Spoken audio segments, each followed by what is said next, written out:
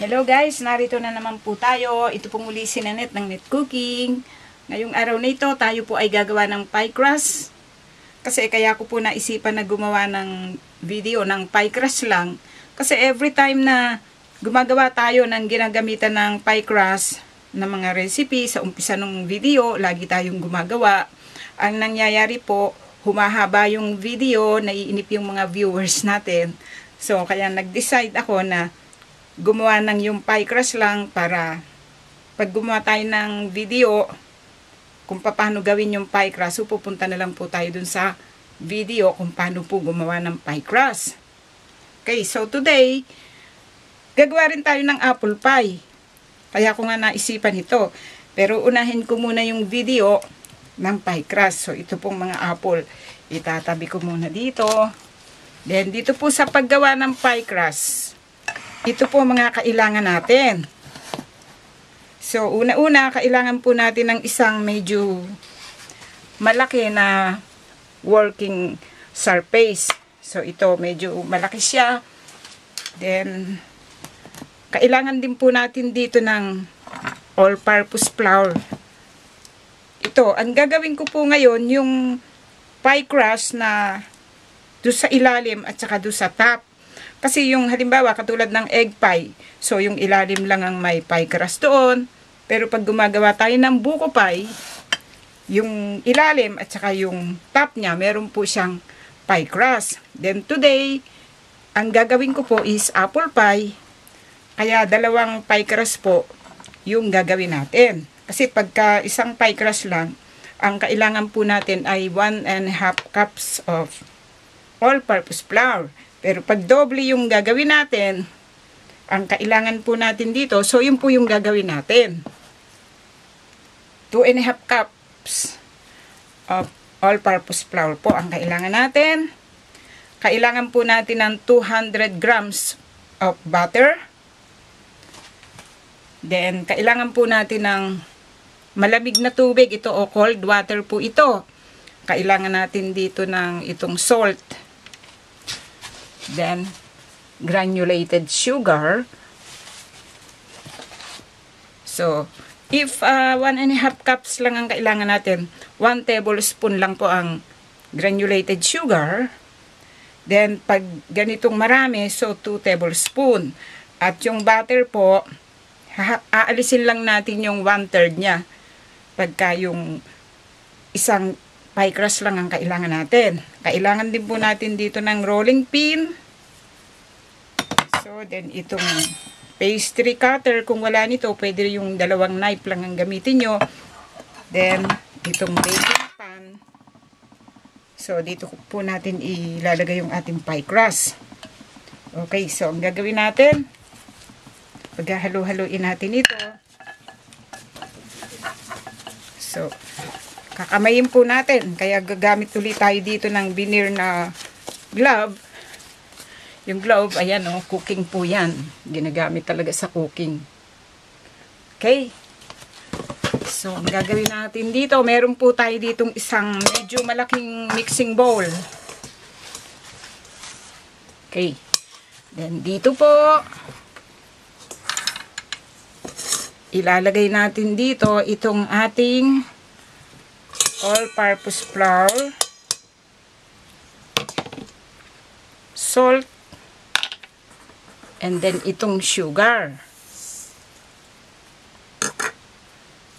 Okay, ang gagawin po natin dito, salain natin. Para mas maganda, kailangan po sifted yung ating flour na gagamitin dito.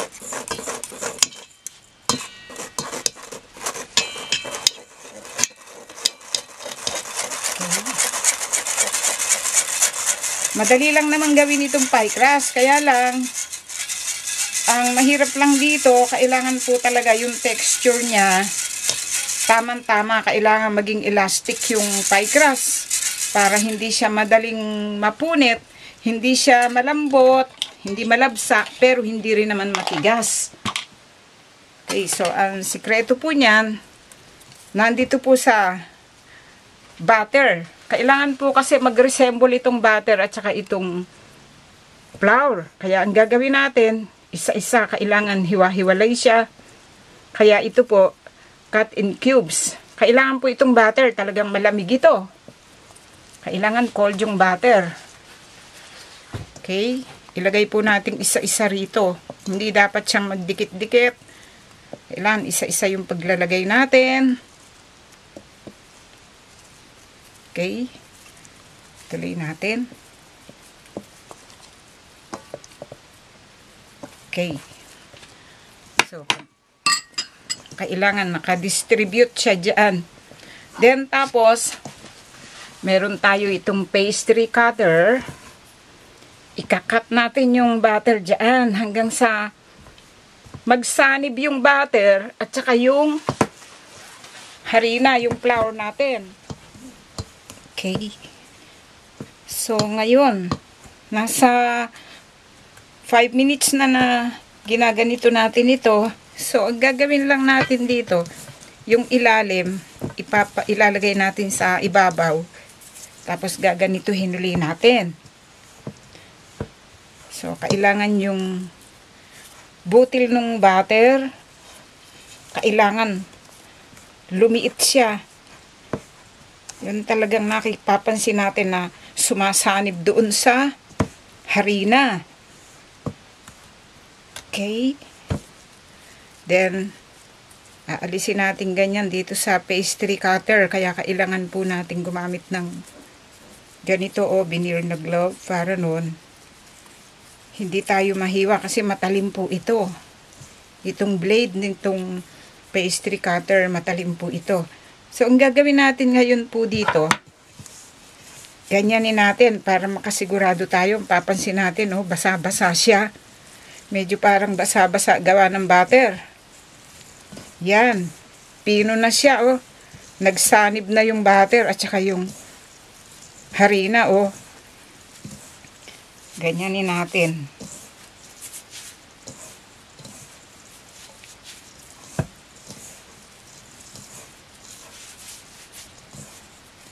Kasi ito po, natutuhan po natin ito sa cooking school.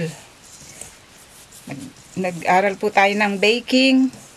Kahit papano, natuto tayo kahit konti. May natutuhan tayo. So, kailangan lang natin dito, tiyaga. Pero, para sa akin, interesting siya. Then, ngayon, ang gagawin po natin dito, itong malamig na tubig, lalagyan natin pa isa-isang spoon. Lagay ko dito ito kasi masanay ako dito sa kanan. Okay. So, 2 spoon. 2 tablespoon. Iganyan po natin. Ganyanin natin habang nilalagyan natin ng pakonti-konting tubig. Drizzle lang natin. So, 3 tablespoon na ito. So, pag gumagawa ako nito, 5 to 6 tablespoon po ang nagagamit kong tubig. So, kailangan kasi dito, magdikit-dikit siya. Okay, so, 4 na siya. Hindi pa rin. Lagyan pa natin. So, 5 na ito.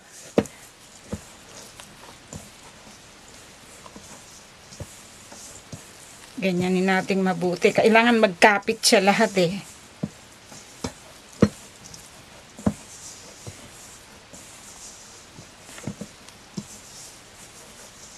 Okay natin ganyan.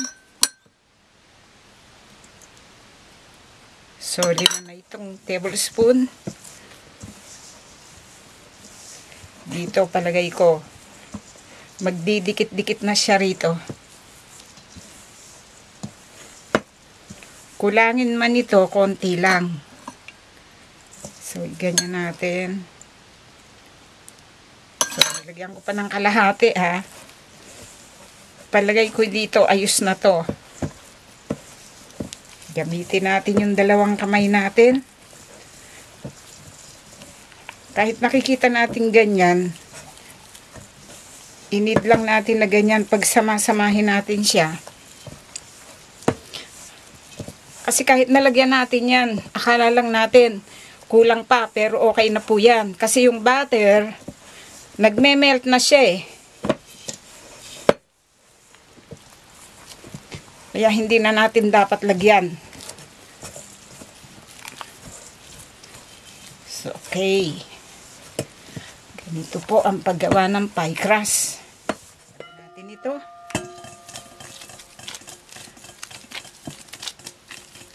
Lumalambot na kasi yung butter. So, kaya ang gagawin natin dito, bilugin lang natin. Ganda ng texture, oh. Then, dito po, meron tayo dito yung plastic wrap. I-wrap natin, balutin natin dito sa plastic. Then, ito po ngayon ay ilalagay po natin ito sa ref. Palamigin natin ng mga 30 minutes. Lagay natin doon para tumigas ulit yung butter. Tsaka po natin ito gagamitan ng rolling pin. Okay guys, then ngayon pagkaraan ng halos nasa 30 minutes, narito na yung ating pie crust dough.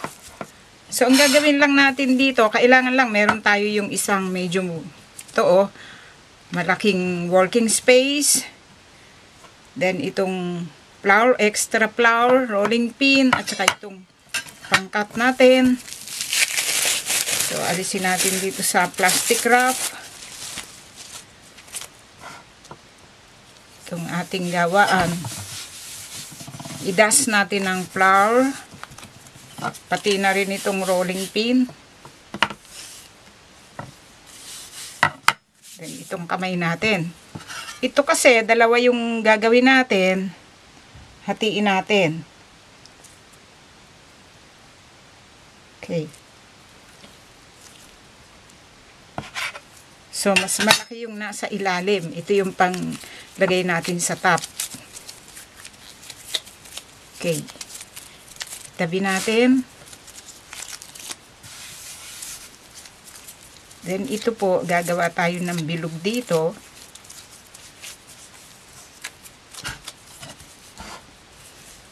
Gagamitan natin ng rolling pin. Then, makagawa tayo ng bilog. Papanipisin natin ito. Masyado yatang tumigas. Tumigas yung butter. Pero, hindi bale. Lalambot uli yan.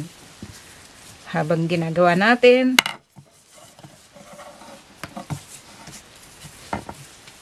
Okay. Papanipisin natin ito. Kung isa lang ang gagawin nyo, yung halimbawa, yung egg pie lang, kasi ilalim lang ang meron doon. So, isa lang ang gagawin nating pie crust doon. Kasi yung gagawin natin, ano yan eh, dalawa. Isa sa pinakatap at saka isa doon sa ilalim. Okay guys, then ngayon, palagay ko okay na ito. So, ang gagawin lang natin, dito natin ibe-bake. Isukat lang natin kung meron na siyang tamang space dito. Then, ngayon, ang gagawin lang natin, kasi dumidikit eh. Ganyan natin siya. Okay. Then, ayusin natin.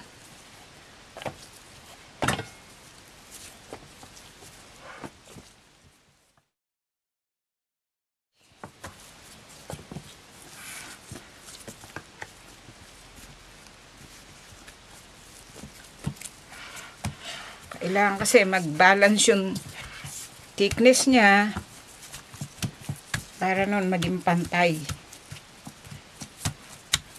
Okay? So, itong mga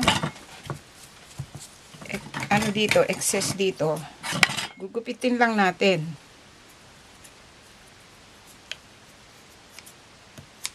Okay?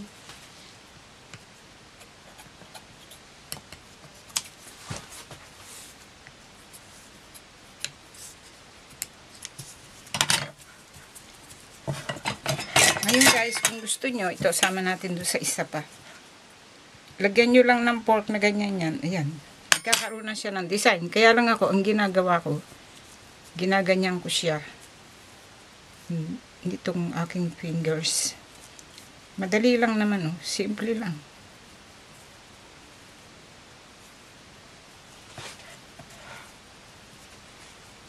Ganyan lang. Then, tapos guys, ilalagay natin uli ito sa ref.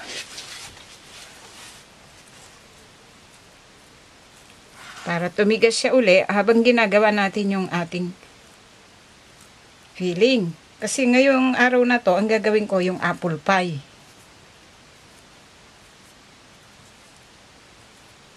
Okay. So, gusto nyo, ayusin nyo pa ng mas maganda. So, ito lang. Ganyan natin yan. Para nun, hindi siya lumobo. Pag nilalagyan natin ng filling. Kahit ano gagawin natin, kahit egg pie, kahit buko pie. Ganyanin lang natin. Okay? So, lagay muna natin sa ref. Gagawin pa natin yung isa pa. Yung ilalagay natin sa top. Okay, then guys, narito yung isa natin. Ilalagay natin doon sa pinaka-top. Kung gagawa tayo ng apple pie, buko pie, kailangan natin ng dalawa. Okay, so ito, katulad din dun sa unang ginawa natin. Gagawa tayo ng isang bilog na manipis ulit. Ipa-flatten natin ito ulit. Okay.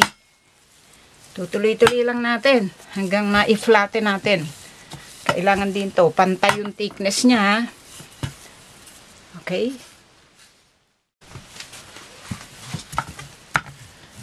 Okay guys, din ngayon okay na ito. So ang gagawin natin, meron tayo dito yung plastic wrap. Patungan natin ganyan.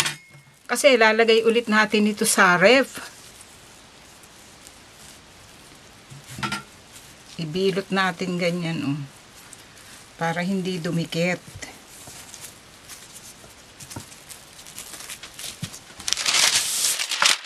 Cooking paper. So, itong parchment paper. So, ganito, lalagay natin sa ref. Ganito lang siya, oh. Then, ngayon, gagawa tayo ng filling. So, nasa inyo na kung paano yung paggawa nyo ng filling. So, basta yung ating pie crust, ganito po ang paggawa ng pie crust. Okay, so dito, tapusin muna natin itong video. So, ito po yung tamang paggawa ng pie crust. Okay, sana po nagustuhan nyo ang pagkakagawa natin dito ngayong araw na ito. Tapusin muna natin. Ito pong muli si Nanette ng Net Cooking. Thank you po. Bye!